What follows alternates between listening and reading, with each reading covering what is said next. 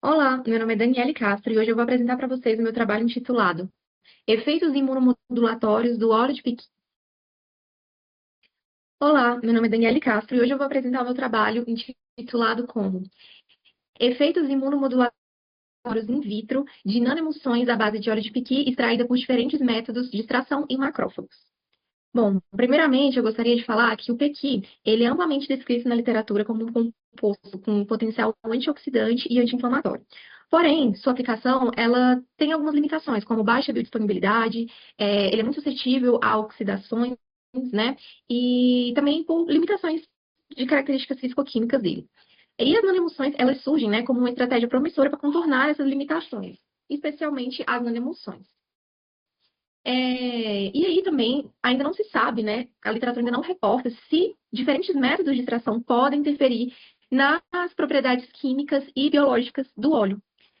Tendo em vista, né, essa lacuna na literatura, o objetivo desse trabalho é avaliar os efeitos imunomodulatórios de nanoemulsões à base de óleo de piqui obtido por diferentes métodos de extração, e essa avaliação ela vai ser feita através da dosagem de óxido nítrico e através da dosagem das citocinas IL-6 e TNF-alfa em macrófagos do RAW 264.7. Bom, para isso, né, nós fizemos a extração do óleo de piqui por diferentes métodos. O óleo extraído por solvente será chamado de SPO, o óleo extraído por fervura será chamado de BPO, e o óleo extraído por prensagem será chamado de BPO. Cada um desses óleos, né, deu origem a uma nanoemulsão diferente. As nanoemulsões, elas foram preparadas basicamente com lecitina, que é o nosso surfactante, o óleo de pequi, de acordo com o seu respectivo método de extração, e água. Feito as nanoemulsões, então, nós partimos para os testes em macrófagos RAW 264.7. Os grupos experimentais das nanoemulsões é o grupo BLK, que é o branco, que seria a nossa nanopartícula sem óleo, o SNE, que seria a nossa nanoemulsão preparada com óleo de pequi extraído por solvente, o BNE, que seria nossa nanoemulsão extraído com óleo de pequi por fervura, e o PNE, que seria nossa nanoemulsão com óleo extraído por prensagem. Todos os grupos experimentais foram testados na concentração de 1.000 microgramas por ml por 24 horas. Bom, e aí, como grupos experimentais, né, nós temos os grupos que não foram tratados com LPS, que seria o nosso estímulo inflamatório, e os grupos que foram tratados com LPS a 1 micrograma por ml, que seria o nosso estímulo inflamatório. O LPS ele foi adicionado a 30 minutos depois que a gente fez a adição dos tratamentos.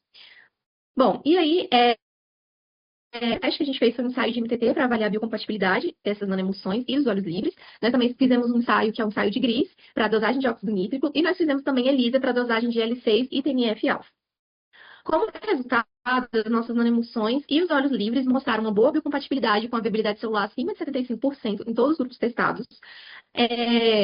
O grupo com óxido nítrico, né? As nanoemulsões apresentaram valores bem semelhantes em relação ao nosso controle, que nosso controle estimulado, né? E o não estimulado também. Enquanto os óleos livres, eles apresentaram valores de NO muito maiores do que as nossas nanoemulsões, demonstrando então que as nossas nanoemulsões têm um efeito menos pró-inflamatório do que os óleos.